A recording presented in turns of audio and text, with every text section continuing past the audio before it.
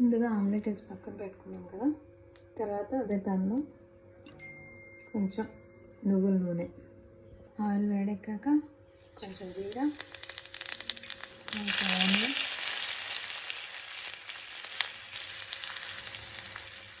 Garlic, వెల్లుల్లి ఒక 5 parts,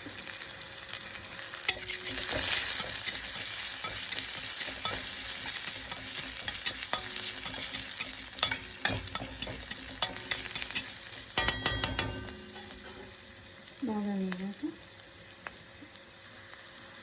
కరివేపాకు, చిల్లీ ఫ్లేక్స్, కరివేపాకు వేసాను నేను.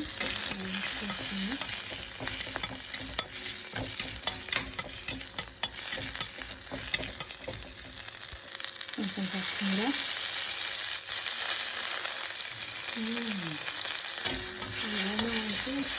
సూపర్ ఉంది. చిల్లీ ఫ్లేక్స్ అయితే కొంచెం కావాలనిపిస్తుంది, వేస్తాను.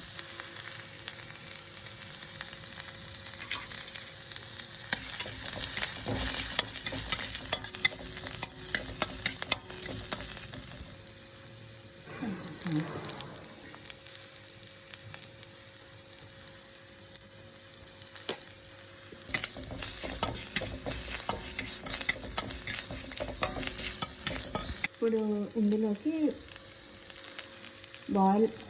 హాట్ వాటర్లో సోక్ చేసుకున్న సోయా చంక్స్ ఒక 30 గ్రామ్స్ అండి. ఇది నేను డ్రైగా ఉన్నప్పుడు సోప్లో నుండి వేస్ట్ చేసాను.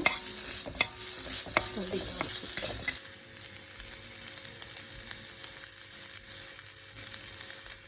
కొంచెం రైస్,